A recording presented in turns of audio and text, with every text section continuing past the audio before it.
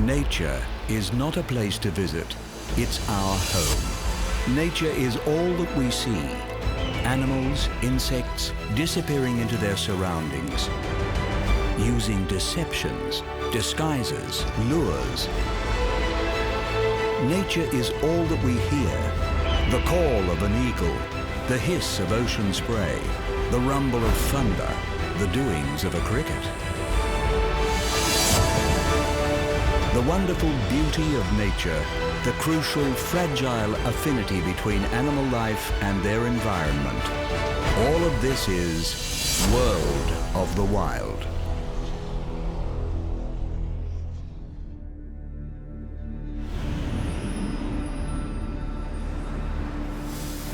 With 71% of the globe covered by ocean, our planet is a world of water.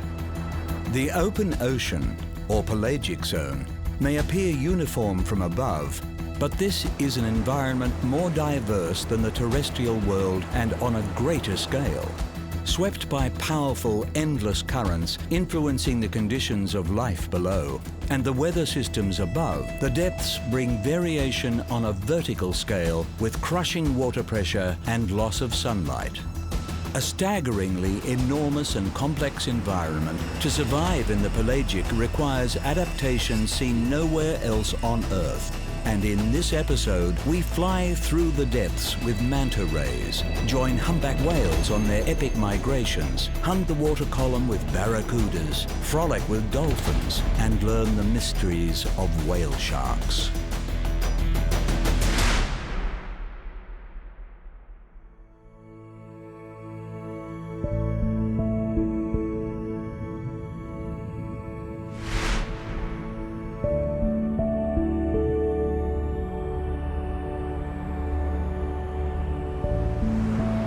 Life in the pelagic is one of constant motion. Gliding gracefully through the seas on their outstretched wings, manta rays are among the most elegant and mysterious of the ocean's travelers.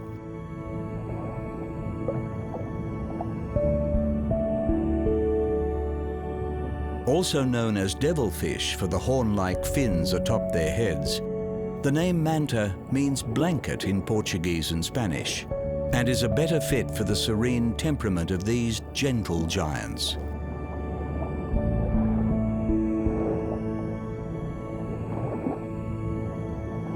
Secretive creatures, science has only recently recognized two separate species of manta rays, a smaller breed tending to occupy coastal waters, and the giant oceanic mantas that make their home in the pelagic.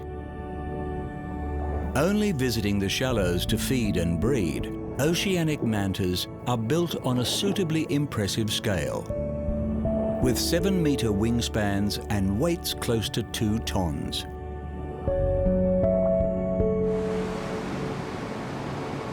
The oceanic manta's migratory patterns are poorly understood, but they are known to cover vast distances throughout temperate and tropical waters. Traveling alone or in large groups, when moving over deep water, mantas run a straight course on a constant pace, efficiently propelled by the powerful beats of their enlarged pectoral fins.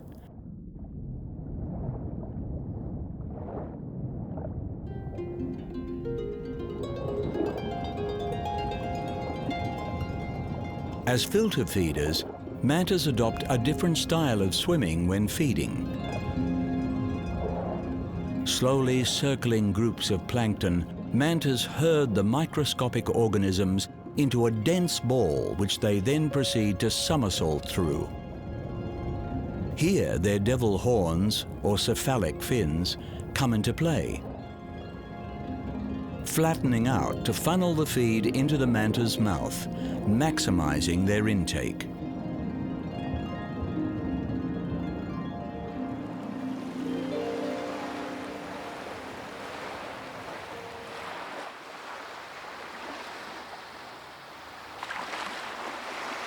Mantas have the highest brain-to-body weight ratio of any fish in the ocean.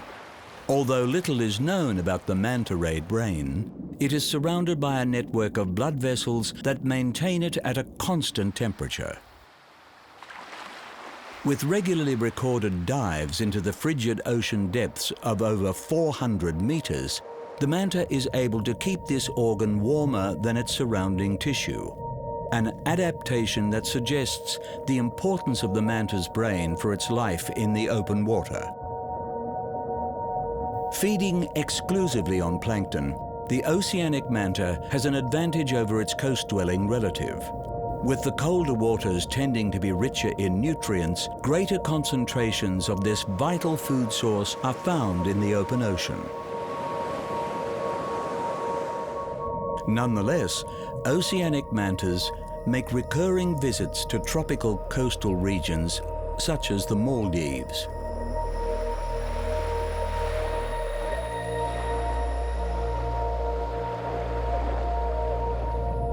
At certain times of the year, these waters play host to gatherings of both oceanic and coastal mantas, numbering in their thousands. Stopping at cleaning stations along the sea floor, the deep-sea visitors are relieved of the ocean parasites that settle on their skin. With individuals revisiting the same cleaning areas year after year, it is believed that mantas maintain detailed mental maps during their seafaring voyages.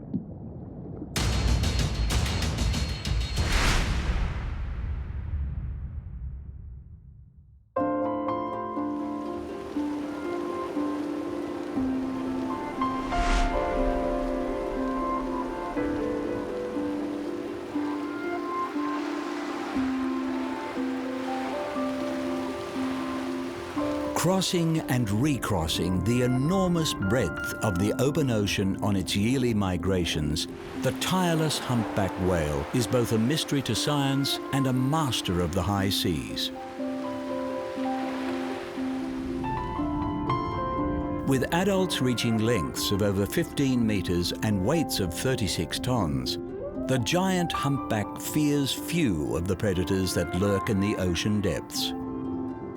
Found in all the world's oceans, these migratory cetaceans make their gentle passage from north to south annually, covering a staggering 25,000 kilometers a year. Known as tubercles, the distinctive golf ball-sized bumps concentrated around humpback whales' heads are a mystery to science. Highly sensitive appendages, theories for their purpose range from picking up the electromagnetic fields to gauging the density of prey species as the whales swim through them. With no proven answer, the reason humpbacks have evolved such enhanced sensory organs remains as mysterious as the waters they traverse.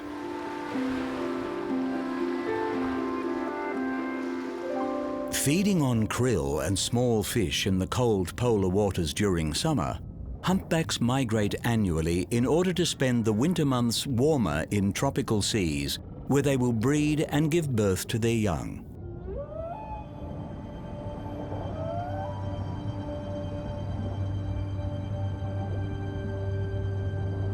For the first 6 months of the calf's life, it will nurse from its mother, and the two will be inseparable.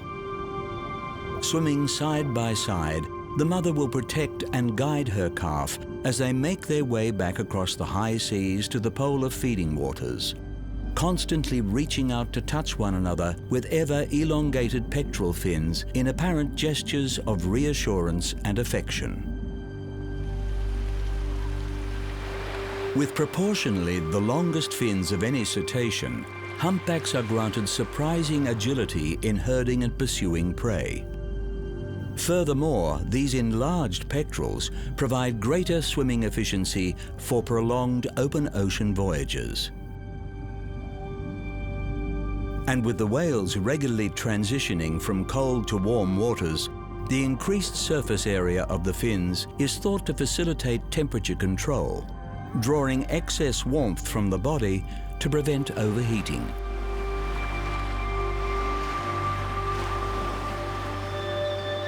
With average traveling speeds of around 10 kilometers an hour, Humpbacks are capable of bursts of over 25 and are famed for their acrobatic surface displays. Breaching sees the humpback lift its tremendous bulk from the water before splashing down with terrific force. Like so much about these whales, the reason behind this exuberant behavior is uncertain. It may be a form of social display to other whales, a method of cleaning parasites from their bodies, or it could simply be the whales having fun. Hunted by humans since the 18th century, it was the introduction of the explosive harpoon that came to devastate the species in the late 19th. With the humpbacked population estimated to have fallen by 90%, they were taken to the brink of extinction before a ban on commercial humpback whaling was imposed in the 1960s. Today, numbers have recovered, and the open ocean has, for now, retained a healthy population of this wondrous species.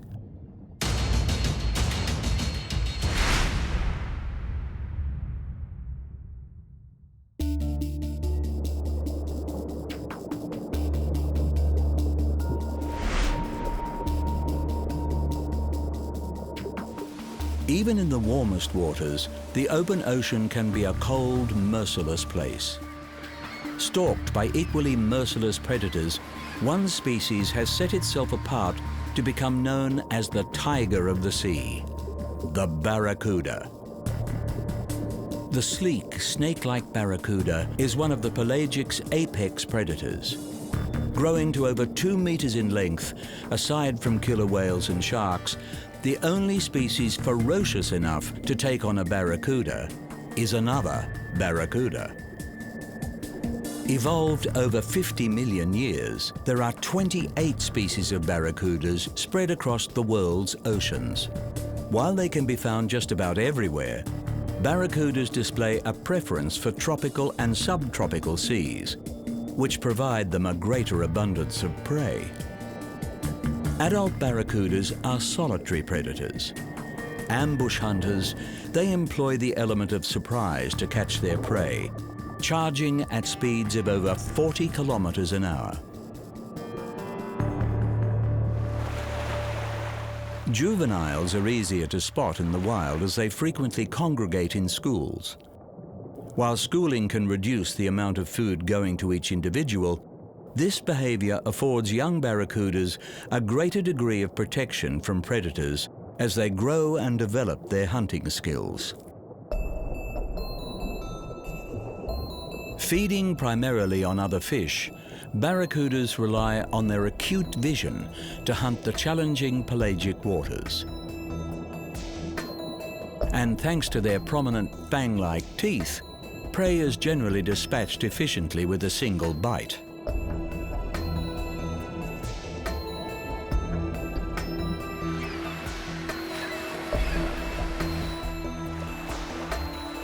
Regular visitors to cleaning stations, barracudas have a symbiotic relationship with cleaner fish. While a fish this size could make an easy snack for a barracuda, both species benefit from a more different arrangement, with the cleaners receiving a free meal and the barracuda a dental hygiene service.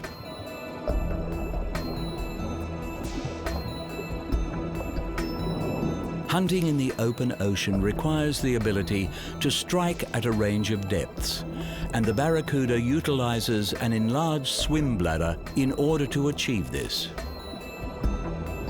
By inflating or deflating this enhanced organ, the barracuda efficiently controls its buoyancy at an increased range of depths.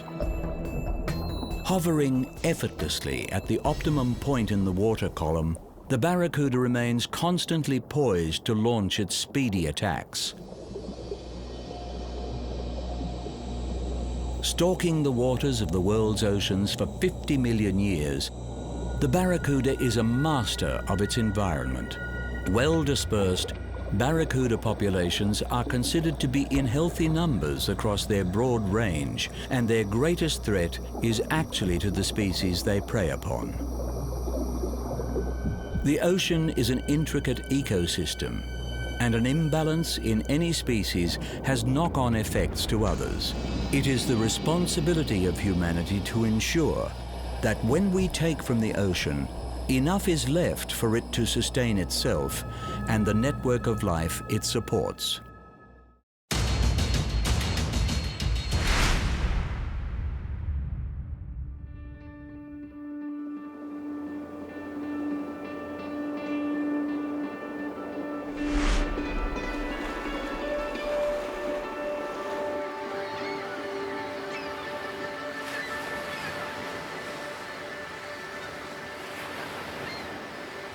Perhaps the most charismatic of the ocean's inhabitants, dolphins have not only succeeded in their challenging world of the pelagic, but are having fun in the process.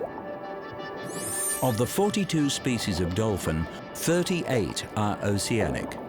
And while most species display a preference for warmer waters with moderate depths, there is not an ocean on Earth in which this versatile animal cannot be found.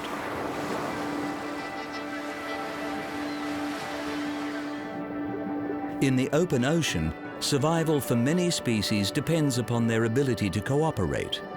Highly social animals, dolphins form cooperative groups known as pods.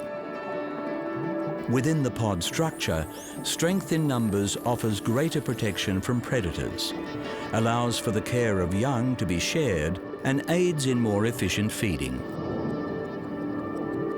While a typical pod may have a dozen members, the major factor determining pod size is the availability of food.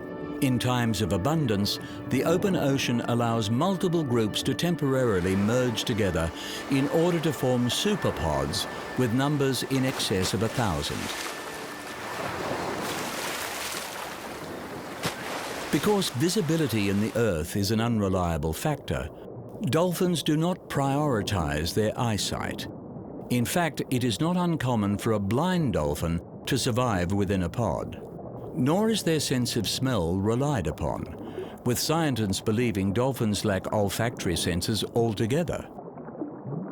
For navigation and hunting within their pelagic environment, dolphins have developed remarkable powers of echolocation. With sound traveling more than 4 times faster through water than air, dolphins produce a series of high-frequency clicks, among the loudest sounds made by marine animals. A form of sonar, when the clicks strike an object, they bounce a sound wave back to the dolphin, allowing it to accurately detect the object's shape, size, and distance. Feeding primarily on fish and squid, a common feeding behavior sees the dolphin pod work collaboratively to herd the fish into a tight bait ball. Individual pod members then take turns to swim through the ball, snatching fish with their elongated mouths lined with conical teeth. Those that play together stay together, and a significant part of the dolphin's social life appears to revolve around simply having fun.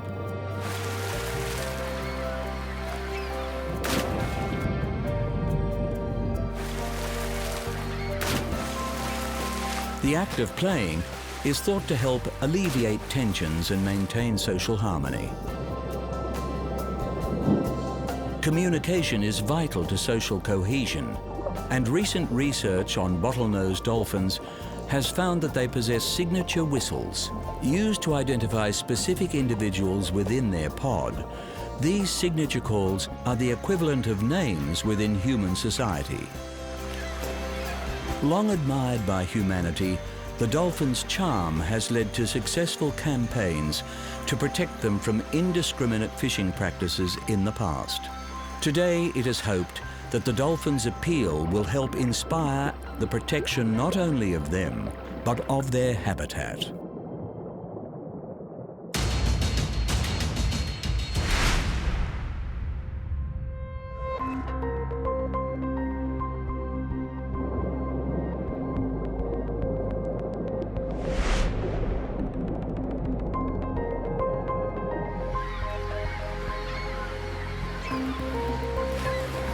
The sheer expanse of the open ocean struck terror into the early seafarers who ventured beyond sight of land. Believed to be the realm of giants, many myths have been spread about the colossal creatures inhabiting the high seas. One mythical creature that turned out to be real was the whale shark. Whale sharks are the largest fish in the world. And while the largest confirmed specimen measured over 12.5 meters and weighed in at a hefty 21.5 tons, reports of even bigger individuals are common. Accompanied by schools of cleaner fish, which have developed a symbiotic relationship with the whale shark, removing parasites from its body and receiving food and shelter in the process, this giant fish spends most of its mysterious life in the pelagic zone.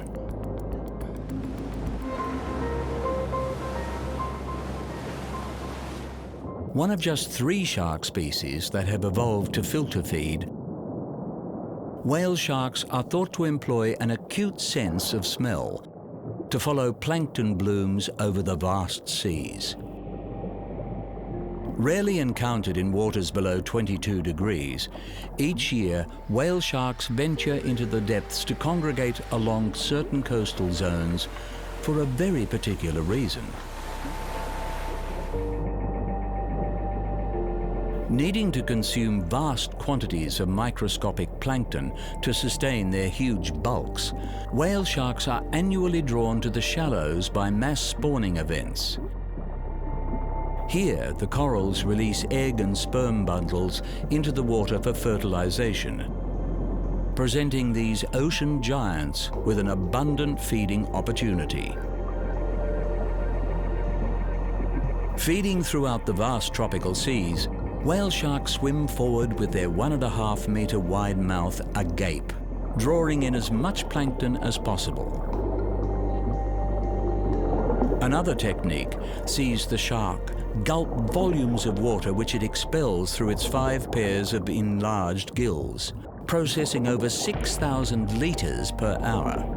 In both cases, the unique filter pads that cover the entrance to the whale shark's throat efficiently separate the food from the water.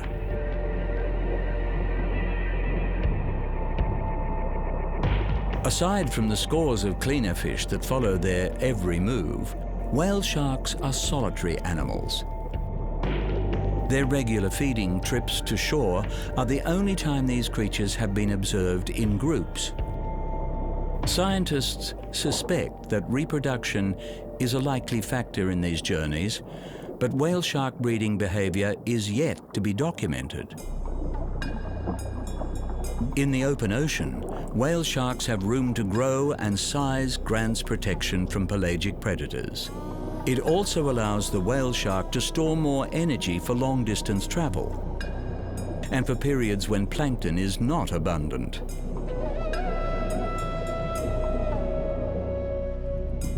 Increased lung capacity makes dives to depths of well over 1,000 meters possible. A handy trick when threatened or in pursuit of food.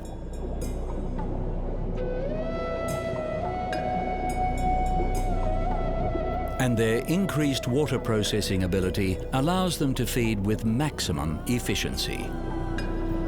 Classed as a vulnerable species, with so much still to be known about this mysterious creature, its future is as uncertain as its present.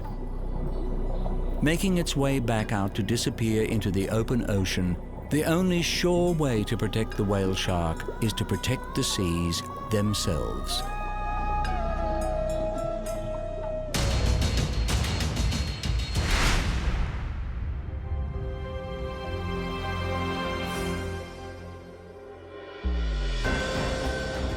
The oceans contain 99% of the planet's living space, and less than 10% of that space has been explored.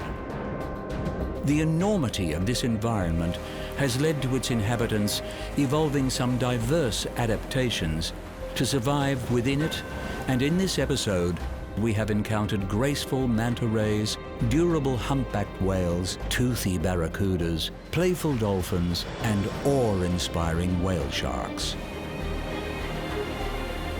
But the pelagic's vast scale has seen it treated as an inexhaustible resource by humanity.